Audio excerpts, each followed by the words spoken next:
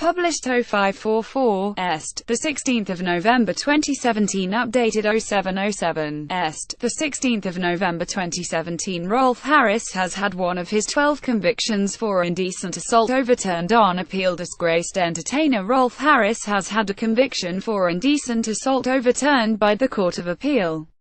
The 87-year-old was cleared of groping an 8-year-old autograph hunter in the late 1960s. It came after his lawyers presented fresh evidence about an alleged attack at a community centre in Portsmouth. Appeal Judge Lord Justice Tracy said that a key witness in the trial, a man that had lived in the area of the community centre Harris was said to have visited, gave a statement that was a fantasy. David James had told the jury he had been on leave from a tour of duty in Korea, notwithstanding the ending of the war there being a decade and a half prior to 1969. Mr. James had said he remembered getting autographs for his young children when Harris visited the Lee Park Community Centre, which made up the bulk of the Crown's evidence that Harris had been there.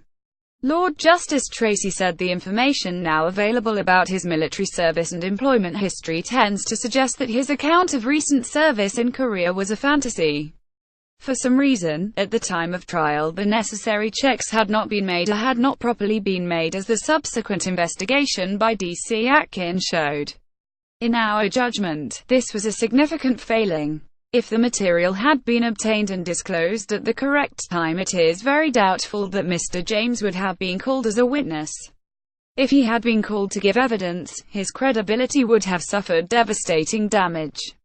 The overturned conviction dated back to 1969 in an event Harris was said to have attended. The judge added he was the only person, apart from the victim, to confirm a visit by Rolf Harris to the centre at the relevant time. Despite having one conviction overturned, Harris failed in his bid to challenge 11 other indecent assault convictions. The judges ruled that stepping back and looking at the totality of the evidence on those remaining counts, we find nothing that causes us to doubt the safety of those convictions. Harris was convicted of 12 indecent assaults at London's Southwark Crown Court in June 2014, 1 on an 8-year-old autograph hunter, 2 on girls in their early teens, and a catalogue of abuse against his daughter's friend over 16 years. He was jailed for 5 years and 9 months, but released from HMP Stafford in May after serving less than half the sentence. Harris had hired private investigators to track down key witnesses, including police officers, as part of his appeal. Harris, who was freed from jail in May, was not in court today but attended an earlier hearing. Harris was not in court for the ruling by the appeal judges today. At Harris' appeal hearing, his QC, Stephen Vullo, had called retired Detective Superintendent Graham Piper and retired Detective Constable Peter Spencer, who worked at the police station 50 yards from the centre in Portsmouth. Both repeated their testimonies they gave at trial that they were not aware of Harris ever attending the community centre. They said they would have known if he had so done because of the celebrity's draw.